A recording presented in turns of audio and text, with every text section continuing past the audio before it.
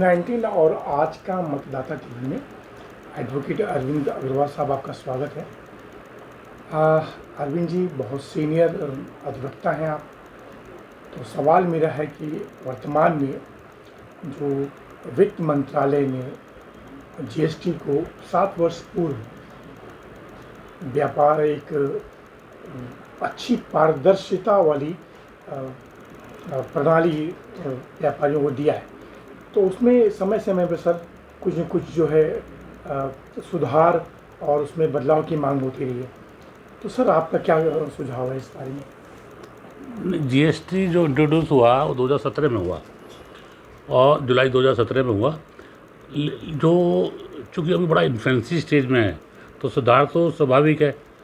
अब वो जैसे जैसे प्रॉब्लम्स आ रही हैं, नया एक्ट है और पेन बेस्ड है, तो जैसे सुधार हो रहा है, जैसे जैसे प्रॉब्लम आ रही है तो नई नई चीज़ें सामने आ रही हैं।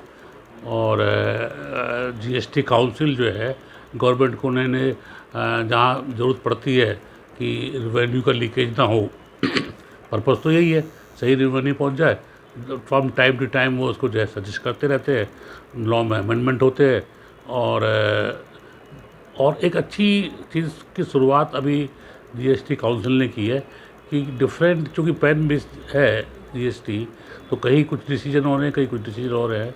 तो ऐसे डिस्प्यूटेड पॉइंट्स में जो जीएसटी काउंसिल ने एक क्लैरिफिकेशन देना शुरू किया है, जो एक अच्छा है, जिसकी वजह से कम एक यूनिफॉर्मिटी बन सकती है, आ सकती है यूनिफॉर्मिटी जीएसटी में, कि एक रूपता आए, जैसे रख दो एक रूपता आए और आने के बाद जो है एक डिसीजन सही हो। और जो बड़ी इम्पॉर्टेंट है, और जैसे चाहते भी है कि ट्रिब्यूनल की जो है गठन हो जाए जीएसटी ट्रिब्यूनल का, तो उस पर भी गवर्नमेंट का ध्यान है। अगर जीएसटी ट्रिब्यूनल आ जाएगी एग्जिस्टेंस में तो बहुत सारे डिस्प्यूट्स तो वैसे ही ख़त्म हो जाएंगे।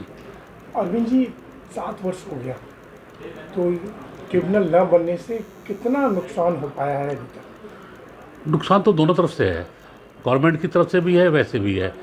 और अगर मान लीजिए कोई फर्स्ट अपील डिसाइड कर देता है तो हाई कोर्ट में वो, जब कुछ ट्रिब्यूनल में नहीं है तो हाई कोर्ट जाना पड़ता है उसको, तो उसमें व्यापारी को ज़्यादा नुकसान है, एसएससी को ज़्यादा नुकसान है, बिकॉज वो एक इनिंग लूज कर जाता है। अगर वो ट्रिब्यूनल में जाएगा और उसके बाद फिर हाई कोर्ट जाएगा तो हाई कोर्ट में रिवीजन फाइल होगा, और उससे क्या होगा, उसको एक इनिंग जो ट्रिब्यूनल के सामने मिलती वो मिल जाएगी। और तो ट्रिब्यूनल का जो गठन होना ज़रूरी है। तो कब तक संभावना है? देखो, गवर्नमेंट तो दिसंबर तक कह रही है, और जो है अभी सुनने में भी आया कि वेस्ट बंगाल में तो शायद 2 सर्किट बेंच वो अक्टूबर में शुरू करने जा रहे हैं, पहले अक्टूबर से। सर ट्रिब्यूनल के अलावा जीएसटी में और 2-3 बदलाव की कुछ आवश्यकता है आपके? बदलाव तो बहुत होंगे जी। ऐसे, जैसे बदलाव क्या होता है, कुछ समय की मांग होती है। अभी तो 6-7 साल ही सारे हुए जीएसटी को, बहुत ही चाइल्ड स्टेज पर है। तो अभी जैसे जैसे प्रॉब्लम आती जा रही है वो बदलाव करते चले जा रहे हैं। सबसे बड़ा इशू तो आज की डेट में फेक इनवॉइसेस का है। आईटीसी जो है क्लेम कर ली, लोगों ने रजिस्ट्रेशन लिया और फेक डॉक्यूमेंट लगा करके और डबल बिल इशू कर दिए, लाखों करोड़ों का जो है आईटीसी क्लेम हो गया फर्जी। तो वो अभी गवर्नमेंट उसको चेक करने के लिए from time to time amendment कर रहे हैं वो एक्ट में। फेक इनवॉइस जो है, फेक इनवॉइस का बहुत बड़ा इशू है।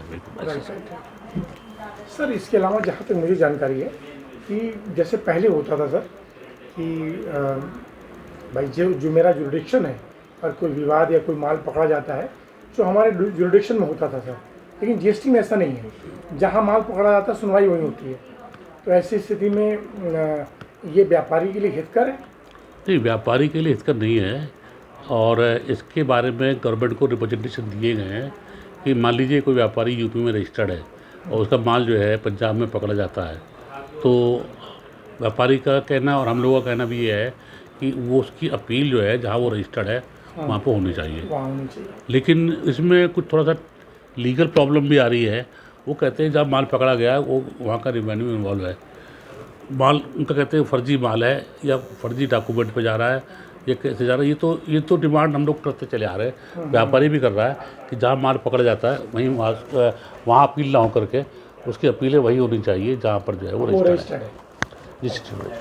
सर इसके अलावा जो स्लैब रेट है जीएसटी का वो कुछ कम होना चाहिए? देखिए, प्लानिंग तो एक रेट की बात थी, 0 रेट था या 1 रेट था, लेकिन अभी वो चूँकि रेवेन्यू अभी न्यूट्रल नहीं कर पा रहे हैं, जिसकी वजह से धीरे धीरे वो कम करते चले जा रहे हैं। अब हो सकता है कि आपके अगले बजट में 3 रेट ही रह जाए, जैसा उम्मीद की जा रही है, लेकिन पर्पज़ तो इसका यही था कि एक ही रेट होना चाहिए, या एग्जेप्ट होना चाहिए या टैक्सेबल होना चाहिए। लेकिन वो कंसेंसस नहीं बन पा रही स्टेट्स में कि वो 12% रखें या 18% रखें या 4% रखें, लेकिन फिलहाल 3-4 तक आने का संभावना बन रही है। 3-4%। हाँ, मतलब 3-4 रेट परसेंट, 18 हो और 18-15 के बीच में एक हो जाए, इस टाइप से 3 स्लैब बन जाए। क्योंकि सर जो आवश्यक वस्तु है, जैसे कि फ्रिज वगैरह है, इसको आवश्यक वस्तु है, लग्जरी नहीं है, उस पर सर टैक्स की मात्रा बहुत ज़्यादा है। आपको पता होगा कितना टैक्स। नहीं, गवर्नमेंट कंसीडर कर रही है, जैसे जैसे उनके सामने आते जा रहे हैं। एक्चुअली उनको रिवेन्यू भी देखना है, उनको रिवेन्यू भी देखना है कि गवर्नमेंट का राजस्व है। अरविंद जी, रेवेन्यू तो देश का बहुत बढ़ रहा है, लेकिन शायद आपने ध्यान दिया होगा कि इधर बीच महंगाई बहुत चरम पे है। तो जो महंगाई चरम पे है सर, इसके पीछे क्या कारण है? ऐसा है कि देखो, ये तो एक अर्थशास्त्री के रूप में पूछ रहा हूँ आपसे। ऐसा है कि महंगाई के बारे में जहाँ तक ये बात अगर हम डाटा कंपेयर करते हैं तो परसेंटेज में देखेंगे पिछले साल 6 साल से है या 8 साल से है, तो उस हिसाब से महंगाई नहीं बढ़ी है। मेरा मानना ये है। और सर जो जीरा था वो 10 साल से सर 150 रुपये किलो था, आज 800 रुपये किलो है सर। तो सोचिए कितना बड़ा परिवर्तन। गवर्नमेंट को स्टेप लेना चाहिए, ले भी रहे हैं वो लोग जो है। स्थिति इसमें सबसे बड़ी है कि अभी आपने 2 साल कोरोना को देखा जी समझे साहब, और आपने भारत की भी पोजीशन देखी है। तो गवर्नमेंट को कम करना चाहिए, मैं भी एग्री करता हूँ, करना चाहिए, कम करना चाहिए ना सर। अच्छा अरविंद जी, एक बड़ा सवाल था कि इतना तरक्की हो रहा है, देश का सब कुछ हो रहा है, व्यापार बढ़ रहा है, जीएसटी इकट्ठा हो रहा है, लेकिन सर रुपये का दाम डॉलर के मुताबिक बहुत नीचे आ रहा है। ये तो एक डिस्कशन का पॉइंट है। वो बता सकते हैं कि जो है अर्थशास्त्री बता सकते हैं, मैं तो बहुत ज़्यादा इस पर कमेंट नहीं कर पाऊँगा। राइट।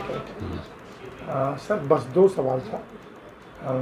इस प्रोफेशन में सर मतलब आपने कब मन बनाया था कि मुझे अधिवक्ता के रूप में ही काम करना है?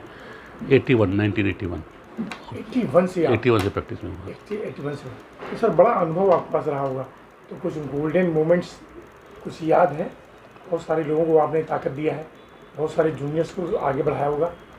मैं तो इस बारे में ज़्यादा जान नहीं कह सकता। मेरे सामने जो प्रॉब्लम आती है उसको सॉल्व करते आगे बढ़ जाते हैं, प्रॉब्लम आती है सॉल्व करते आगे बढ़ जाते हैं। कोई अपना जूनियर भी आता है, कोई भी होती है, वो छोटा भाई है, उसको जो है जो प्रॉब्लम आती है, भैया we are ready to face, हम उसको सॉल्व करते हैं, उसको आगे बढ़ाने की कोशिश करते हैं। और ये हमारा सब सीनियर का करते होना भी चाहिए, ड्यूटी भी बनती है। अंतिम सवाल सर, मोदी जी दोबारा आएंगे 2024 में? ये मैं सभी से पूछता हूँ। बिल्कुल आएंगे, 100% आएंगे। बिल्कुल आएंगे। और जो अभी 2 दिन पहले G20 कंप्लीट हुआ है, इससे देश का मान कितना ऊंचा हुआ है सर? बहुत ज़्यादा, बहुत ज़्यादा। कुछ और बोलना चाहेंगे सर? बहुत बहुत धन्यवाद। Thank you. मैं चाहता हूँ आपकी बात जो है वित्त मंत्रालय तक पहुँचे कि जो ट्रिब्यूनल का गठन अवश्य हो सर।